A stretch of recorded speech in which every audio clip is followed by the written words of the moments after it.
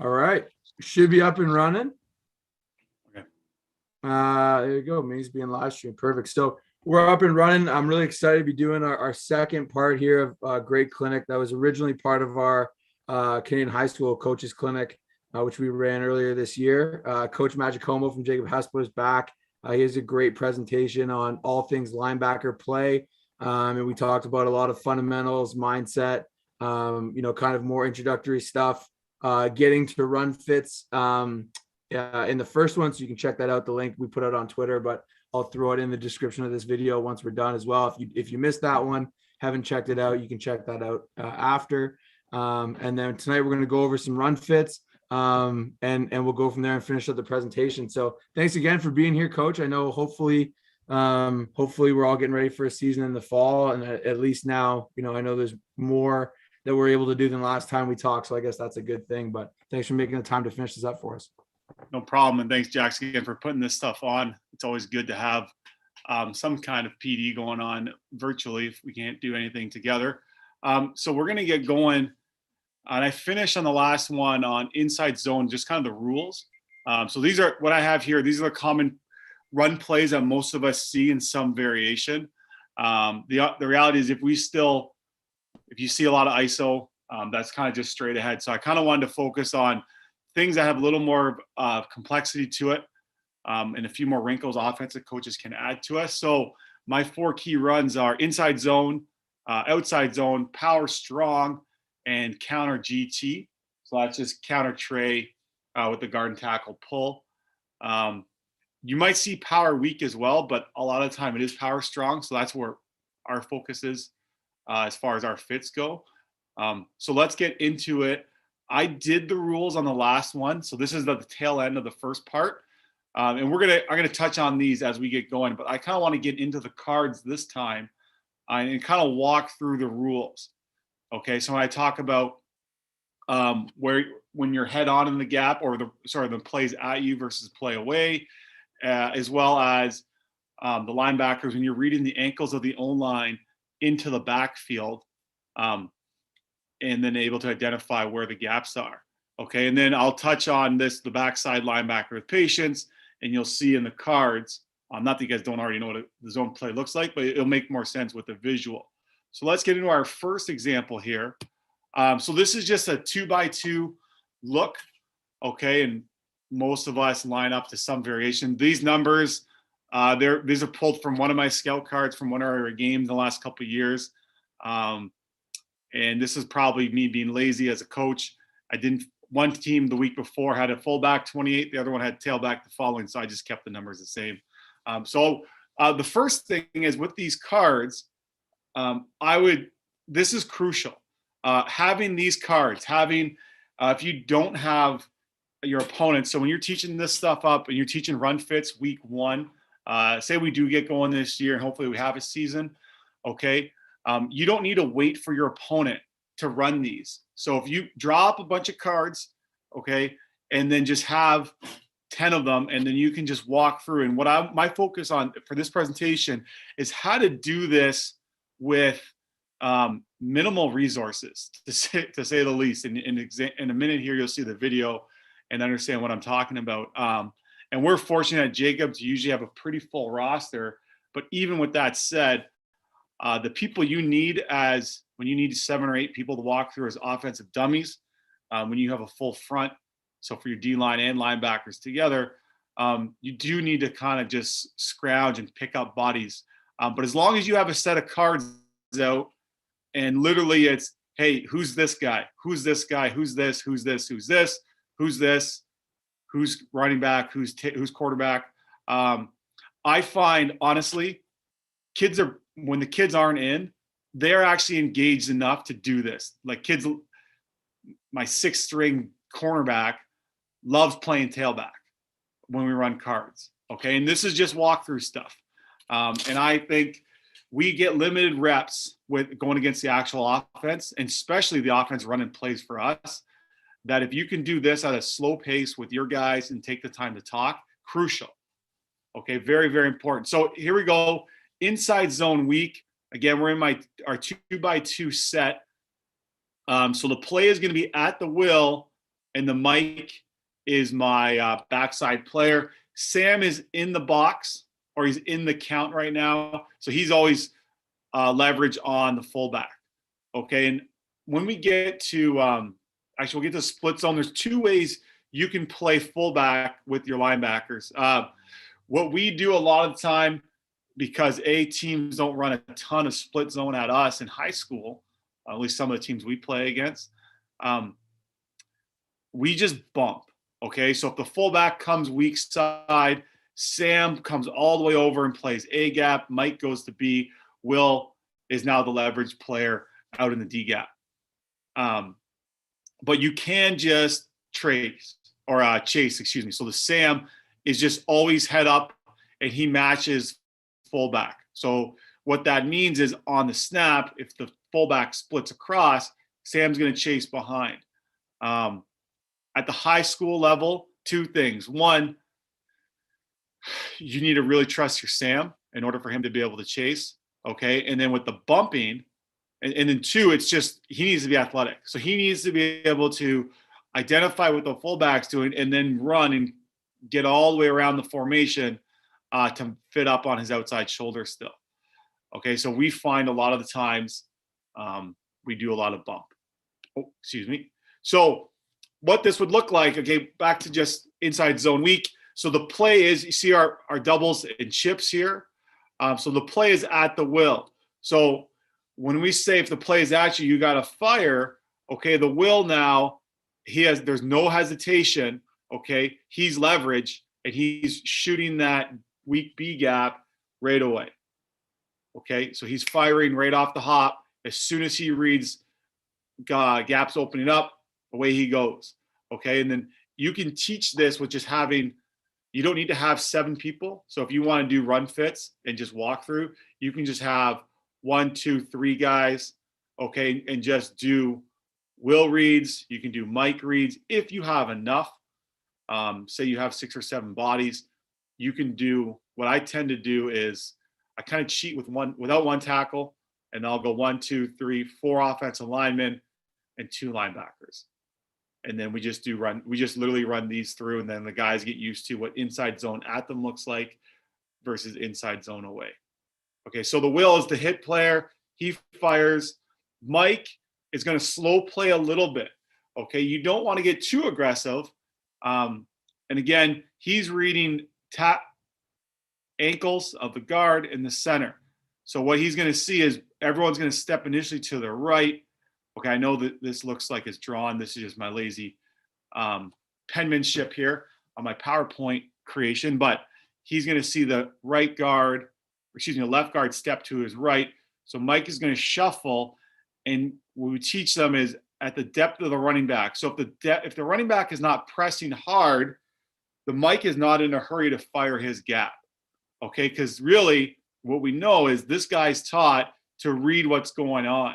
So if we fire and he bounces, or he spills, or he's doing something else, we can't help anywhere else. Or we might just get ourselves caught up in the wash. So the backside player doesn't need to be in a hurry when play is away. The play side fires right away. Okay, so this is just inside zone weak. And if it was zone strong, which is coming up next here, it's the same idea. Okay, so here we go, inside zone strong, exact same thing. I know these lines look a little bit off, but just bear with me here. This is probably prep period from 2 years ago, me drawing these up while I was trying to get my lesson plan ready as well. So you really want to trust, okay, that this 3 tech needs to hit his gap. The Mike knows he's a 1 tech, okay, or he's an A gap defender.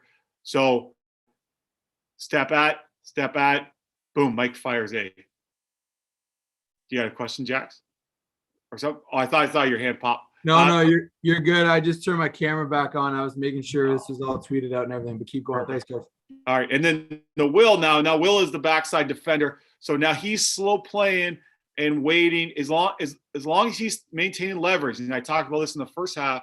Okay, play tight to the lineman away. So this is where the visual helps.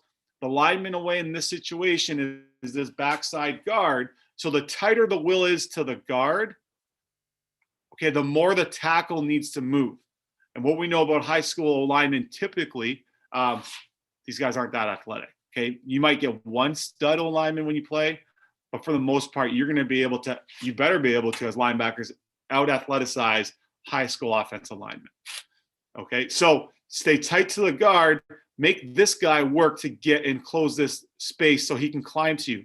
But if you are close to here, this guy can't chip and release because no one's on this tackle, because everyone's moving. So as long as the will can stay here, you're going to help release the double team, as well as make this guy's life a little bit harder, and you make your backside end's job a bit easier because everything is closing down now.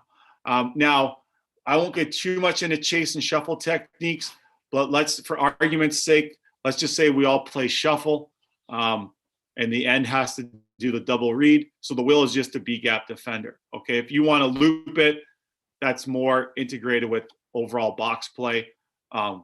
Great to use it too. It's an open end, so you could have this backside end just crash, and then will replaces at the line of scrimmage and has quarterback responsibilities. But for inside run away, will, you're just a B gap defender, slow play. Make sure the tailback presses his gap before you leave. Okay, but you got to stay here and be patient on cutback. So that's zone strong. Now, split zone. So this is where action is strong, fullback snaps weak to kick out the backside end. Okay, so this is where let's go, if we are in a chase position here with the Sam, nothing changes for the Mike and Will. Okay, the fullback is not our problem. Okay, that's the Sam and the Q to deal with. He's got to bust his butt and get over there. He just fills in. Make the defensive end jobs easy. The Sam just does whatever this guy doesn't do. Otherwise, I find for high school, it's pretty tough to get this kid, depending on, again, if you have a stud, he's going scholarship in the OUA, or he's going real scholarship to the States, or just going to university to play, you might be able to get that out of him and identify that read. But for the most part, like sometimes we have receivers here because they're fast and they can go after the quarterback. So whatever you got, work with. Let the D linemen just play and let your linebackers make them right. If you're playing this way, it's easy in the front. These guys just play as if there's no fullback. If you bump, okay, and at the snap, what you have to teach these guys is all three now work in unison and all eyes are on fullback. Now this helps with some scouting.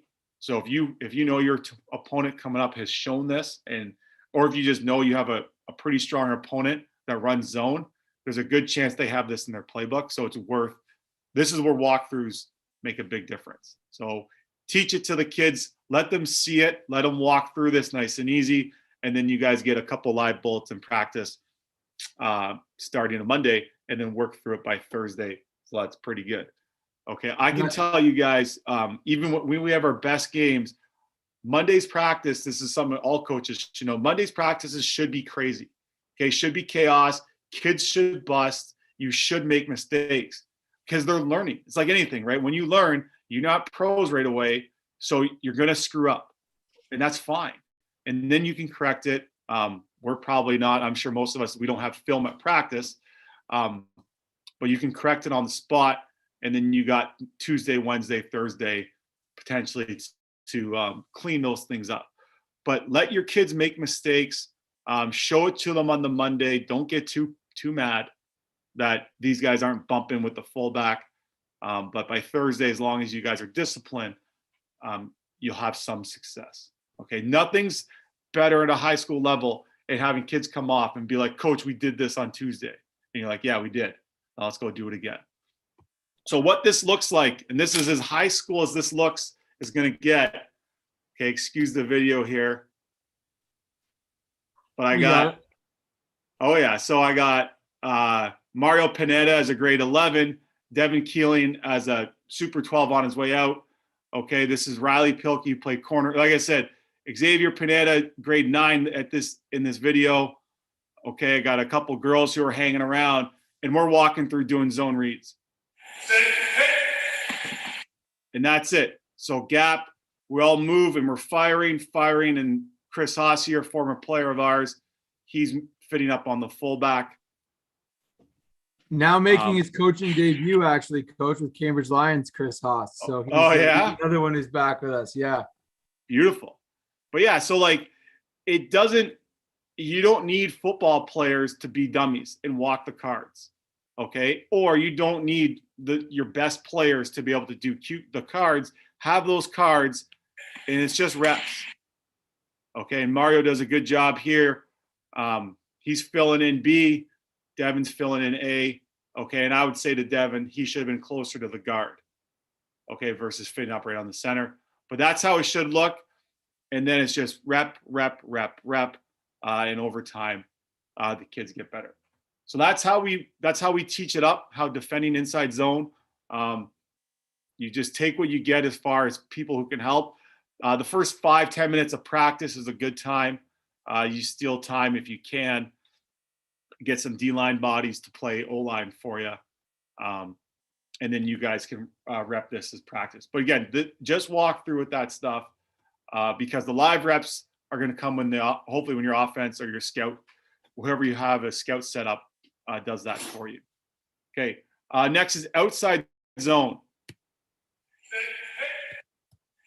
Sorry, I'm getting out of there. Yep. Okay. Outside zone. So keys, a little bit different. My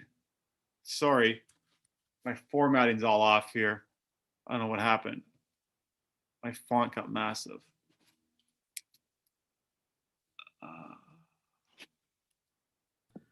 You're all right there, Coach. We one thing I didn't say at the start, which I usually do, is make sure you like the video and even just drop a comment where you're watching it from. If you have any questions, I'm watching the comment section. If anyone has any questions, but throw a like on the video. It just helps more people find it. And is a big help to us that way. So if you haven't yet, just throw a like on the video, drop a comment in, even if it's just where you're watching from, or any part of this that you do. How do you incorporate your walkthroughs, whatever it is. One big thing for us that, I really took from the university level is, you walk through at the start of every practice, and for us in summer football, having meetings is tough. So, we have a 20-minute period at the start of every practice where we're walking through, whether it's new install or fits or, coverage fits, whatever it is. And it's a big part of what we do. Because, in the classroom, even if you have it on the film, like so many of our players need to move and do it. And it also need the physical reps. Yeah, 100%. And even once you see it on film, like that interplay between players, like actually making the check or actually, the D lineman knowing that, hey, if I get, say it's a tight end or whatever, I'm going to line up shaded on the tight end instead of the tackle. Like those little things that you get to see before, and then it makes your live reps so much better, right? Then you're going to I always tell our guys, I want to make the right mistakes, right? I want us to make the mistakes that are going to be the difference between winning and losing in a game. I don't want to make the mistakes that give us no chance of winning, right? I want to make those in walkthrough, fix them, and then in practice, let's make the mistakes that are going to be the difference. Then we can fix those mistakes. But we don't want to make mistakes that, are preventable. I guess all mistakes are theoretically preventable, but we want to make the mistakes that are actually game realistic. We don't want to make the alignment or like purely not knowing our assignment type errors and the walkthroughs. Yeah, don't beat yourself. 100%. Yeah. So we're all formed up here. Sorry about that. So outside zone, same concept as inside zone, except it's a wider movement by the O-line. This time, I said in the inside zone bit that it's not a finesse play. Outside zone is a little more finesse. I know O-line might argue that a little bit more, but the reality is they're not coming downhill, right? They all take a half step back and they move on the train tracks, and then they all turn up at the same time, give or take. So we really need to be able to be athletic here. So the first thing, this is that key about get to the backside leg of the O-lineman when they're moving away from you, okay? Because now as you start to move and you don't allow them to gain any ground on you, you'll really start to see those things spread apart, okay? But if you just kind of stay tight The old lineman doesn't have to move very far, and that's in his wheelhouse. So the more you move, and as long as everyone's moving as a group, okay, it's going to screw things up. But if you stay kind of firm, and the linebackers, if the linebackers aren't moving with them, it makes the O-lineman jobs easy. Again, we're the athletes. The linebackers are the athletes, not the O-linemen. Let's work to our strengths, not theirs. So on that note, match the pace of the running back. So in that first presentation, I was doing some agility drills, that change of pace drill where the running back jogs, sprints, and we have to shuffle, crossover. It literally is tailor-made for zone movement, outside zone movement by linebackers. Okay, so as the running back is finding his way, he's really, the goal for him is to look at the edge. Is it there? Yes. Then he hits it. Is it there? No, he has to slow it up, and he's kind of finding his way. So if we work that change of pace drill with the kids, they're going to be able to move with the running backs a lot better in inside zone. If we just say, hey, you got to follow him, we're not helping the kids out. So the way to make this doable is drills like that. Keep your depth. This is the next part. We want to move with the pace of him. We want to stay at the depth.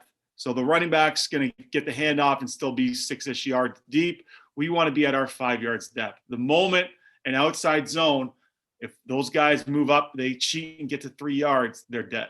So keep them, all the drill work you do, moving, everything is at a 5-yard depth, and really drill that part home. And then I have here, just as a key, their biggest attribute is speed. So as long as the kids are moving fast with their read, they're going to be in good shape, because they should, hopefully, we know now in 2021, we want athletic kids at linebacker. We want athletic kids everywhere, but our linebackers are fast. They're not big thumpers anymore like they used to be. Next point, this is really important, is use your hands. Okay, so an inside zone, I talked about not being finesse, and the kids are going to have to probably bear down with their shoulder and pop. With the outside zone, as they're engaging, everything is hand movement, okay? The moment they put their shoulder in, now the lineman gets a hand on, they can get a hand on their chest, and we're toast. So it's all hands. So if I'm shuffling down and then I'm going to engage, I jam, if I'm going to my right, just to make life easier, I jam my left arm out and I have it down here at step 6. Use it like a harpoon. So just shoot, and that's where when you punch bags, any bag work you guys do, okay, it's got to be at linebackers. Nothing is engaged tight and press. Really emphasize shooting that arm out, okay, violently into a blocking bag, okay, to simulate this. Because the O-linemen are so much bigger, those hands got to be violent. And the more we can rep that, the less the kids use their heads. Use their heads, use their shoulders. So back to number 5 here. If you use your shoulder, we lose our footwork. Okay, so we lose the use of hands to grab a running back. Okay, we get caught up. If you use your head, okay, we're just asking for concussions. Okay, there's a couple schools in our region, guys coach, and I hate playing them. They just like, their guys are just headhunting still, and it just drives us nuts. Don't use your head to take on an alignment, especially not outside zone. Okay, and I say this is kind of more a message to the kids: be an athlete. All right, so we reiterate that. Now some specifics. So play side and backside. Play side linebacker, you can't get out leveraged by the O-lineman. Stay ahead of the running back, because that running back is looking. I'll go through the cards here. He's looking to see where there's just a sliver of daylight.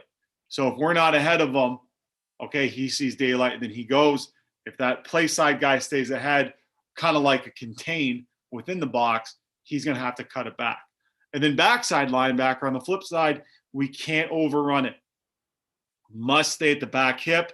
And the moment that running back, if he's taught well, okay, he's going to drive that foot into the ground, one plant and go, okay, and then he's going to go up downhill. That's when our backsides can fire. Okay, so play side has to keep everything kind of in front of them, for lack of a better word.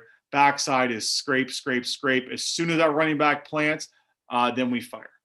So what it looks like on cards, there's no line here, but this would, or there is, it's just the color is brutal. It's right here if you follow the cursor. So they're looking here. Everyone's moving in unison now. There's no doubles and chips. Okay, so this is a lot easier to teach. You don't have to worry about the fullback movement. He's almost always in the count. And then the Sam is just your leverage player. And so they're going weak. So I have this coached up, we would just flip our Sam weak side. Okay, but if you just want to bump everybody, that's fine. But if they come out pre-aligned, this would be an adjustment for us that we would do is we would just match the Sam with the fullback and let these guys always be box players. So Will is the front side player. So this is where I say keep him in front, right? If he's going here and following this line, you guys can barely see. He's going here. He sees body, body, body. He's going to be slow and hesitate. Okay. The more he has to hesitate, the better, because now he's getting overrun by his own line. He has nowhere to go. And then the Mike is slow play. So he's back hip. He's essentially front hip. Okay. And the Sam is a leverage player outside the box. So that's it. And then I emphasize outside zone weak because I think teams like to run it based on they feel there's slower players on the front and they can usually get the better of the D line. But it's the exact same concept play side. It's just literally they try to get everybody moving. And as long as one guy falters, okay, that's where the running back hits it. But from us, we're just worried about linebacker play right now. Backside hip, front side hip, and you're in good shape. And it's the same concept going play side. Okay, next one. This is where we get a little more interesting with pullers. So power strong. Okay, this one, my man, my gap. And this is where we read those ankles of the O-lineman. And whenever the O-line moves, we got to move. So if I'm that Will linebacker, my two ankles are the weak side guard, weak side tackle. Those are the feet I'm looking at. If those pull, I got to move because my gap is now eliminated. Okay, so this is the next key here. The O-line is creating a new gap when they pull, so we must move to reflect it. Okay, because if that guard pulls strong for power, the nose is already there in the one tech. So we now have the Will and the nose in the same gap. It's a lot easier for the linebackers to correct. So we bump them across. Okay, and then the Mike is reading his guys, and he's going to have the down block, and we'll get to that in a second. Again here, so I should say before I get ahead, typically we move one gap in power. Keep depth. Okay, this is really important when you guys are doing your reads. You must move lateral before vertical.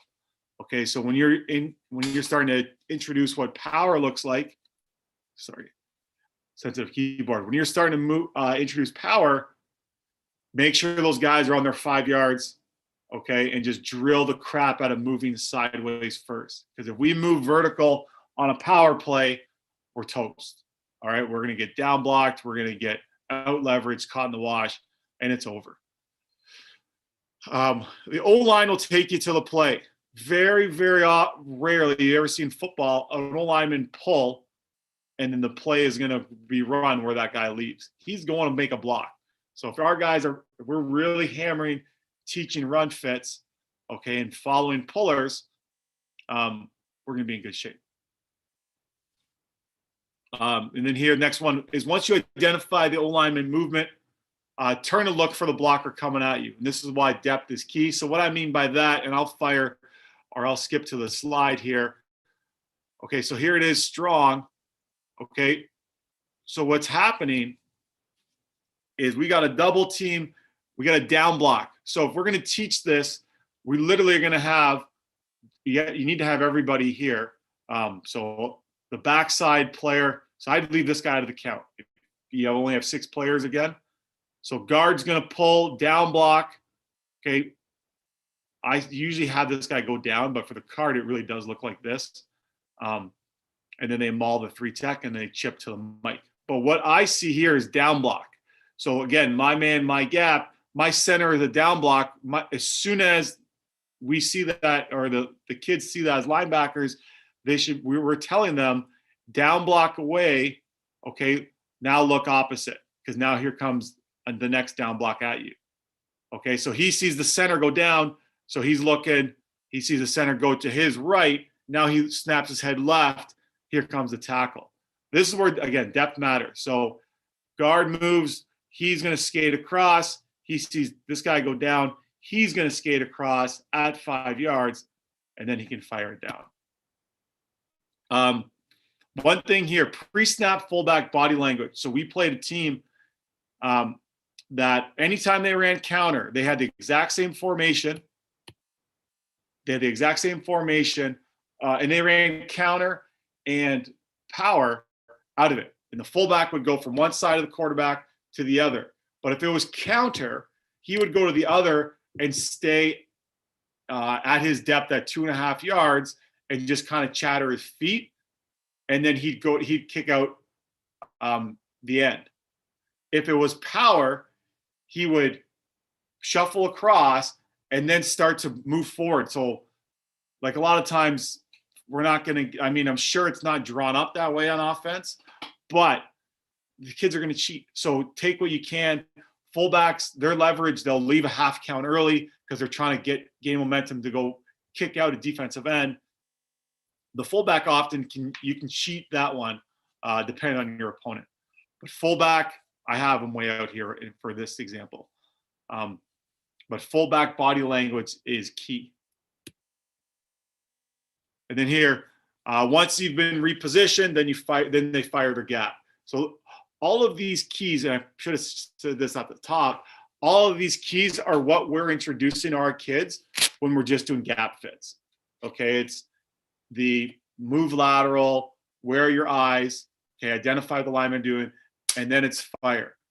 And unlike zone plays, both guys are essentially point of attack now. So as long as we go move our lateral first, both guys are pretty much hitting it right off the hop. And then it just looks, I think I have another, here we go. So this is the better, if it's power like this guy will kind of take off, and he was just more aggressive every time, and then away he goes. Okay, to kick out the end or the Sam, however the blocking was. But right here, Will's going to skate, Mike's going to skate, and then go. Sorry guys, I don't have a great film. I'd love to show you this, but at high school, tight film doesn't exist. You get one guy in a booth from like 65 yards away, and you're hoping you get the play.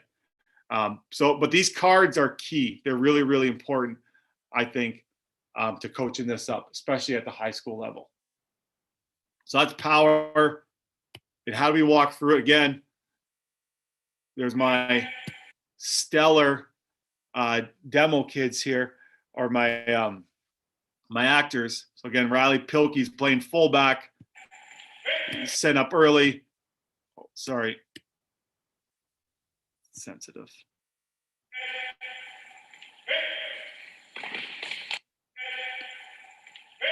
Sorry, I'm trying to pause this right there. So you see Mario's shoulders are a little too turned. But what we're trying to get, and they eventually get to the right spot, is they still want a 2-on-1 with our linebackers.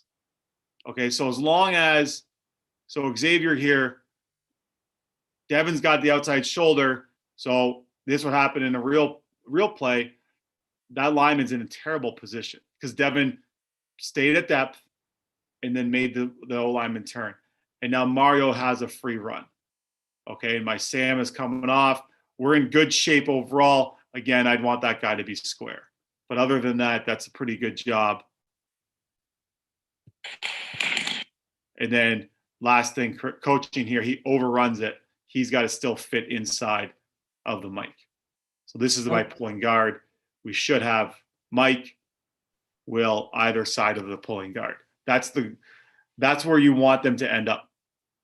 That's one of the biggest things I find when JV guys come up to senior. And I think I've mentioned this before, but when you face teams that pull, and I know we're going to do counter in a sec, The challenge with power is it's a downhill run, but if you play it downhill, you're going to get walled off, right? Like ultimately, Oh, it's still a leverage based play. And so I find, a lot of times in high school, hey, we're giving up a run, right? Sometimes it's hard to tell if it's power or whatever, right? Okay, let's blitz the mic. Well, if your mic plays this downhill, right, you're playing right into the O line's, yeah. the O line's leverage, right, on those down blocks. So this is the number one thing. Like when I talk to people, and I've done some consulting in the last couple of weeks. If you're interested, hit us up. But when I talk to people about, okay, designing a defense, you want to have what like your base zone fits, like you've already talked about. And then the number one thing that players will make mistakes on is when a gap moves, they won't move with a gap, whether it's the split zone you talked about or pullers. And we'll get to counter here in a sec where it's even more important. Like you mentioned on the split zone stuff, your players need to know, are we going to bump? Or are we going to trace? Here, right, your linebackers need to know if the B gap, like the B gap leaves with the guard, right? So you got to go find that B gap on the other side of the formation now. That's one of the key things. If you're struggling to fit the run, and there's a lot of technique stuff involved in doing that correctly too. But if you face teams that pull, your players understanding this is critical to Mhm. success. Whether you're defending, maybe it's buck sweep, maybe it's counter tray, whether it's power where the guard is pulling and kicking out and the fullback's coming second. Whatever you're getting, your players understanding how when gaps move, that's like step one for offenses trying to make things a little harder for you. So it's a Yeah. great point. And it's always, always, always, right? Just like this is the walk through, walk through, walk through. You're always going to have a tackle opportunity. You're always going to do those other things, but like steal pre-practice, do what you can, but it doesn't need to be live. And in fact, I think it's better when it's not live because when it's live, the kids just want to go make the tackle. So if you remove the running back, remove the football, and just move all linemen, especially when if you can get all 5 linemen out, it's amazing. Then the kids only focus on where they're supposed to go. So I can't reiterate this enough. Of taking time in your practice, and this is an everyday no-brainer. All right, your kids should know the four basic run plays of your opponents by the end of Monday. They may not be great at moving it to it yet, but as long as they have these kind of things, then like Jack said, they can handle buck sweep, okay, or some funky stuff off a jet sweep and all that other garbage. But they gotta have the fundamentals of just moving with linemen. So walk through, and really have them be comfortable with those plays are. Now, the next escalation of that is counter. So it's the same overall rules, and I'm not going to go through this. So again, keep depth. Okay, can't get vertical too soon. My man, my gap. Now with counter versus power, there's 2 moving gaps. So there's a few more moving pieces. It says here, once you identify the O-lineman movement, turn to look for the blocker. That's the same from power, pre-snap, fullback. This is what I was talking about. Now the fullback is always in the count in counter tray, or there's somebody coming in to kick out that backside end. Otherwise, that backside end should make the tackle every time if they don't block them. And then same thing. Will is almost always counter is weak because they like running at that open B. They like the backside guard having the down block on the nose or the one tech. So the will is almost always the point of attack player. And I say he must play big and play downhill. So as soon as that gap opens, he's coming downhill, inside shoulder fits. And the thing is, he needs to know what he's looking for. So again, walk through this stuff, and he knows it's that guard. He knows where to fit. And then the mic has to scrape over top and fill inside of him. Again, your linebackers want to be a 2-on-1 on the pullers.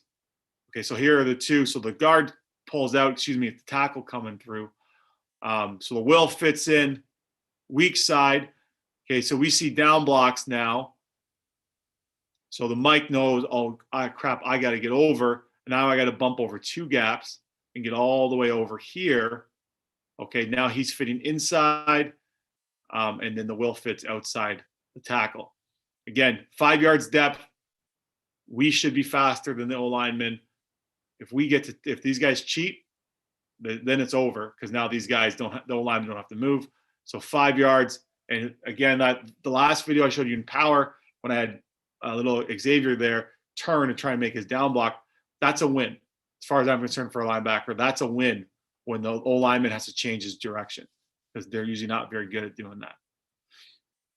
So, and I just have 2 different formations. So that's at 32. This guy will plus in.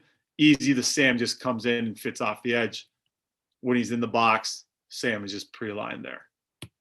So walking through it.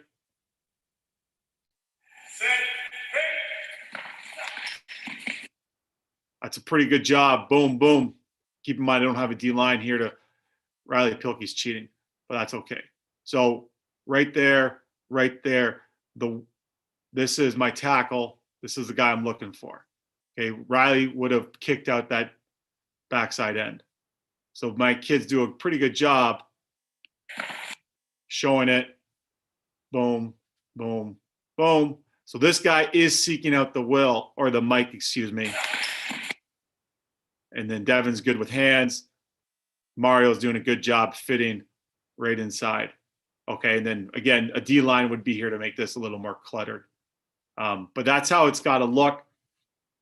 And again, rep. There's not a magic formula, guys. It's know the basics or have the kids know the basics and just rep the crap out of it. Okay, because all the fancy run plays are derived off of these kind of basic blocking schemes. So let's focus on the blocking schemes and then we'll deal with the other stuff later. So that's kind of the gist of the basics of runs. Okay, and that's my focal point for that is these 4 plays. Now, let's do we got time for a little bit of pass, Jax? Oh yeah, we got plenty of time. Whatever you got for us, coach, we can do. Okay. One question I had is do you usually tell your ends to spill a puller, your end man in line of scrimmage? Do you usually tell them to spill a puller, or do you like to keep them outside arm free and have the backers fit inside of it? Outside arm. Yeah. It's and you know what? I shouldn't say that all the time, but like I think it's easier to do outside arm just because I don't know how many of us have a D-line coach all the time. Yeah. And like I said, sometimes you got a 175-pound backup receiver who you want to play defensive end because you want him to go rush a fast quarterback. It's pretty hard to ask that guy to be able to reverse shoulder and spill it and all that stuff. So I just keep it basic. I know why. I know that essentially for me, I trust my kids. I trust the linebackers to execute. So if I let the D-line have some freedom, I'm banking on these guys having. I honestly, once we get to the officer level, it's a whole different story. But for most of Wixa play and a lot of time, I'm trusting my coaching, my linebackers better than the O-line's coaching, to be honest. And it's not an insult to O-line coaches. I'm confident in the kids I have and the stuff that we do that I know I'm going to give them the tools they need. Now they still have to execute it. And I can't, honestly, it's just about availability of coaches and what you have access to. So I think it's easier to let the DNs be DNs and then let your linebackers clean up the mess. But that's a preference. Yeah, it is tough. It's one of the hardest things. Like at the summer level, like we've spilt a lot. Now we have obviously more experienced players and stuff. So like we're able to do a variety of things. Like we don't always spill it. But it is tough. And my dad played outside linebacker, and when I was playing in high school, we didn't spill it either. And he always said, like, as the edge player, like I don't want to spill it because I want to make the play. I want to take on that guard, right, and pin that guard in the B gap, right, and keep my outside arm free, so that the gap for the linebackers is really small, right? And if you spill it, I mean, it's not that you can't make the play. You certainly can, but it's kind of tough. Sometimes you feel like you're trading 1 for 1. And then the ball gets on the perimeter too. Like I've thought about that sometimes too in high school, especially like if their best athlete plays running back, why am I trying to get them to the edge? Right. Yeah, that's kind of it, right? Is keep those guys contained the best you can. And then you just kind of figure the rest out For sure. And then you go from there. But yeah, it's, if you got good coaches, you got, again, it comes down to, if we got really talented quick, yeah, then we can do both, right? We can change it up. And if he can understand it, perfect. But base rule is DNs keep things inside, play on the edges with leverage, let the linebackers clean it all up inside of them. Okay, I do a little pass drop here. Most of it is zone work, just because man coverage for inside linebackers specifically is like chase a running back. Every once in a while, you have to do some real man stuff, but 95% of the time, it's attached to a running back who's on a swing pattern or running a quick out. So most of it is zone, and I find the zone is where kids get so tripped up. So that's where I like to focus on. So pass drops and zone drops. What I do, and I'm sure this is pretty common now, is we route match. And this isn't, I'm not like the 15 years ago, what's his name? The old DC from the Argos, Gary Echeverry. I think that's his name. This is not the old match defense. This is just play your cover 3, but you're not just dropping. You're dropping a general hook curl area, but you're finding the receiver that threatens that area. So spot dropping is old school is what I'm getting at. Always no cover zone is 5 yards. You don't need to cover a 2-yard drag with your whole dropper. Get to your depth as soon as possible. What I mean by that is if we want our kids at 12 to 15, our emphasis right on the snap as soon as we do our pass read is flip the hips and go. Get to the depth, finding the receiver as you're going, and then you figure it out. It's easier to come downhill than to chase behind you. That's why we get depth. Okay, go make a play. If they want to throw a 7-yard pass, great. If they want to throw a 17-yard pass, okay, that's when our defense really gets threatened. So give them the unders. And this is the old Greg Marshall, U of T Greg Marshall, my old DC in Winnipeg. He says for 100 times, for every under, there's going to be an over. So you jump that 2-yard under, there's a 12-yard over come right behind you, and he'd be there to chew you out. So that may be one of the few universal truths of football. That like if there's anything carved in stone anywhere, that should be on it, because that never a truer statement said. Yeah. So get their depth and find the deep route. Flip your hips. Okay, and this is one, and Jack, she talked about JV kids moving up. Okay, and the coaches, the idea is like stay square and look at the quarterback. It's like, no, flip your hips, turn and run, be athletic enough to be able to rotate and look behind you as your shoulders should face the QB, okay, and your hips are facing where you're going. And then that comes with, like, I did the W drill, and I talked about that in the first part of, like, 15-yard windows, big windows in their drops. Because if they don't know what that feels like to push themselves, they're just going to drop 2 yards. Okay. And they still drop friggin' 3 yards. And so just big windows in their drops, and then really emphasize that the hips getting flipped when you're doing that. Be in a hurry. So this is where route recognition. So you're always looking for the routes first. And then know if they're a wall player, because I understand the role. So are you a wall player or are you hook curl? So are you staying out there or are you moving in and out as the routes threaten the middle of the field? And so I say that the wall player, okay, you can't pass on an inside route. All right, so say we got a Mike blitz on and I'm the will and I'm dropping, and normally I'm hook curl, okay, and I just call my in route to my Mike. Well, he's gone. I'm no longer just hook curl, I'm a wall. So if that guy's coming in, I got to go in, okay? Because if I push out, now he's just wide open. There's nobody there until the Sam.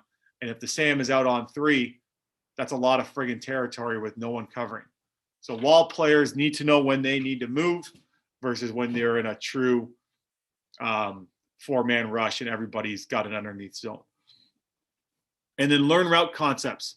So this is kind of just like we did 4 basic run plays. I have 4 route concepts. Now, I don't have great video for this stuff, but they basically are for a shallow out and a deep in. So this goes, the receiver is going to run a 2-yard speed out, and then that's by the slot or the number 2, and then your X receiver is running that 10 to 12-yard in or a dig, right behind the will. Then you have a vertical and an in. So slot pushes deep, again, that deep in. Hook and a post.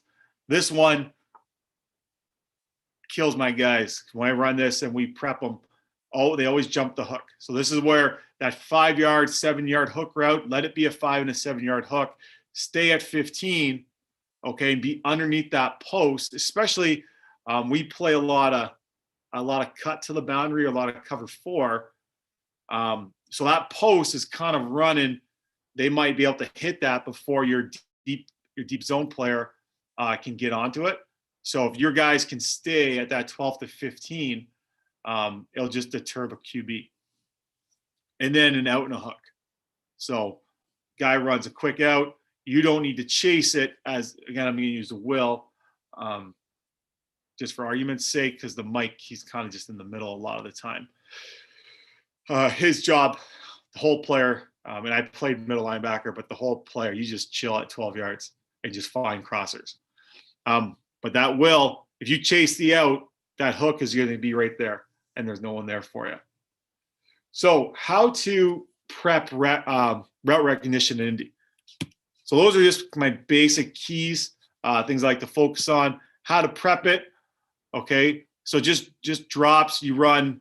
If you got 5 bodies at linebacker, maybe you're like, coach, you're being crazy. We got 2.5 kids tops. That's okay too. I've been there. But you literally have one guy. You might pull a couple scout player or a backup DB or something. Have them run some stuff for you. So you just drops versus ins, drops versus outs, drops versus multiple routes. And this is the most important part of all zone is train their eyes. So what I mean by that is that's where the route recognition, everything is about, they have to go find routes. And I tell my guys, go looking for work. Okay, so if you're at 6 yards and you're just like, oh, I'm good. Well, there's routes coming somewhere. So always be looking and not head on a swivel like someone's going to knock you on your ass. Head on a swivel because there's probably a 12-yard route you should go find somewhere. And I have Christmas tree drop zone. So this is where we can work on flipping the hips. Sorry.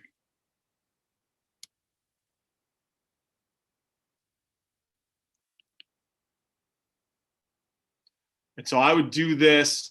My Mike and Will are 5 yards, they'd be alternating 5-yard lines, and they have to push to the next 5-yard line. Okay, and then once they hit it, they plant that outside foot, flip, and they go around. Right there. And then you break them and throw whatever. The ball part is just, again, that's the way you get ball work in, though. So the key skill here is, and you know what? I like seeing the back of the helmet, okay?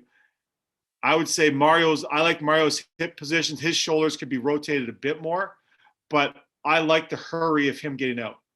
Okay, Devin's a little more stiff, a little more old school in now look. Now Devin got a lot better, but he's also a 230-pound high school kid.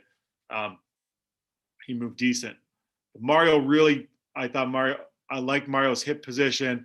As long as he can turn his head back and see, that's all you need.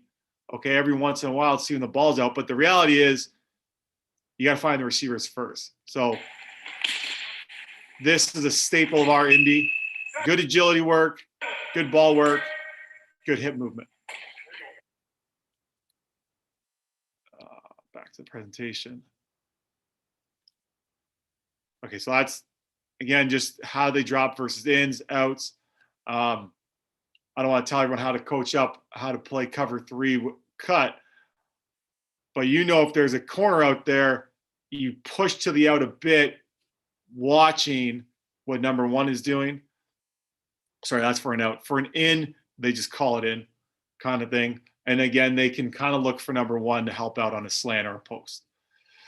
Verts, get a little more depth and just carry it. Again, as a will, always looking at number one. And then when there's multiple routes at the same time threatening, that Christmas tree drop really helps.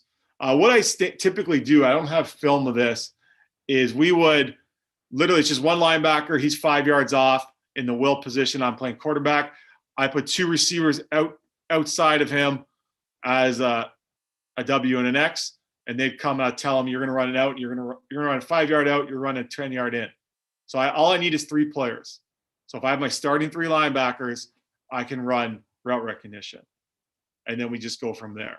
And then I just repetition again.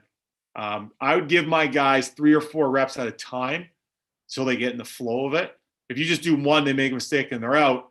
Give them a chance to correct it and give them a chance to work on your coaching. And then I'll take you like 5 minutes. At least get every guy in 4 or 5 reps per day. So pass drops, just some basic stuff here. The whole player. Okay, so this is man defense now. The whole player, always look weak side first. So this is, you're playing cover one. I learned this in Montreal. This is pretty nifty. This is how you defend crossers in man defense. So the whole player, typically you say your middle linebacker, his first look is to the weak side, and he's looking at the W for that quick drag. And so what you want him to do is actually step towards the line of scrimmage, square up and face the receiver, and make him bubble around. And that bubble is enough time for your boundary half to catch up. But in that whole player, if he just takes off, and you know what happens when you let that W run the drag, your half just gets lost. Okay. Now, if you're playing a cover one, or if you're blitzing a guy, you don't have a whole player, you can't do that. But in basic cover one principles, whole player, we call him as the cutoff man, and he cuts off the drags. He looks for anything coming across, and then you just help out, and then he just pushes back into his drops. This one here, man on running back. So that's in cover one, whole player takes away drag, man on running back. So the example is the will. Go to him right away. Okay, so the reason why I like to do this is twofold. One, the old lineman will make that read as you're a blitzer. Okay, so what happens now, so if your man is blocking the defensive end and you come and attack him, he's going to block you. Perfect, because now you've given your defensive end one-on-one on the tackle. And at the same time, if you go to him and he goes to release late first, if he's a check release kind of guy, or that's their system,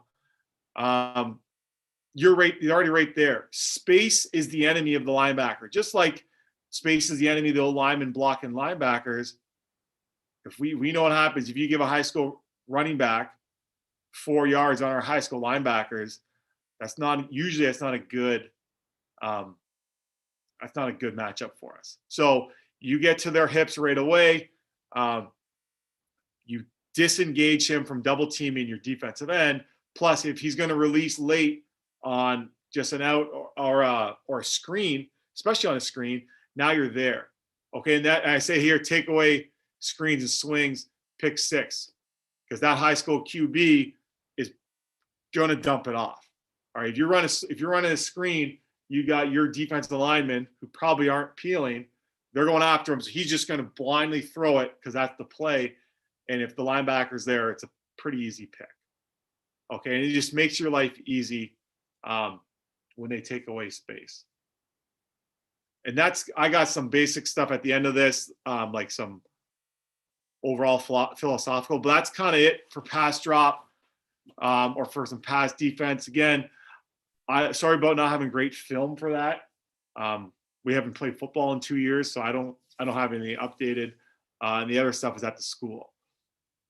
But that's great, Coach. Sometimes, like you said, I mean, the film's good, but if it's from a tough angle or whatever, yeah. And I think part of it too is like sometimes you watch the film and it's better to hear the coaching points. Like for me, like the takeaways here without the film. Like I'm focusing on like, I'm gonna use that term tomorrow night for every under there's an over, right? Like it's things like that Yeah. are great takeaways too. So it doesn't always have to be film. Thanks again, Coach. I'll just take a look. We actually had lots of people watching tonight. I haven't seen Awesome. any questions come through. So if you do have a question, fire it in there quick. But I if got not, one thing, Jack. So, about the pass drop stuff. Again, this feels a little disjointed, but if you go back to the first part, those agility drills and things, they kind of all work to help develop these skills. So it's not just, do this. Like the stuff that was brought up in the first half kind of helps develop these things that I'm asking you guys to do with your players. But I think a lot of walkthrough for run fits and pass cards. And same thing, when you get a chance, when you do team teach sessions, if you guys do that, you have your backups, have them play receiver. Okay. That's the most fun your backup guys are going to have, because the reality is that when they're backup high school players aren't always successful when they get their defensive reps anyways, if I'm being perfectly honest. But if they can go play receiver and catch 10-yard out, they'll have more fun doing that. They're not getting coached. They're not getting yelled at. They're not being criticized. They don't have to hear, oh, you got to stay this leverage or you missed this. They're just saying, good job, right? Because you're happy that they made a play, and it gets them excited. So just have cards ready. That's the big thing. Don't try and say, Johnny, you're running a 5-yard out. Timmy, you're doing this. Okay, Matt, you got this. They'll screw it up. Have that card and just say, you're here, you're here, you're here. And then there's no confusion. Absolutely. Well, thanks again, Coach. Appreciate it. That's awesome. I took some coaching points directly from your first one, and I got a few more taken from tonight. So awesome. Don't see any more questions there. I'm going to take us off the live stream. Stay tuned. We got some more stuff coming out this week as well. I hopefully, especially with some of the announcements came out today, there's a lot of Canadian coaches that are, getting ready for their start of their season in the fall. I know we've been doing it with Cambridge Lions, getting a little head start this summer. So we have a lot of resources we're going to put in the next couple weeks. So just keep an eye for that. I'll be on our social media. And if you haven't checked out our community page yet, we haven't posted a ton of stuff on there. We're kind of just getting started with that now. We had to clear 1,000 followers to get that, but there'll be lots of stuff posted on there as well. It lets us post more than videos. So pictures, polls, stuff like that, where, we can post like pictures out of playbooks, things like that. So that'll be all on our community page. Like I said, really appreciate it, Coach. I'm going to take us off the live here. And again, thanks for watching.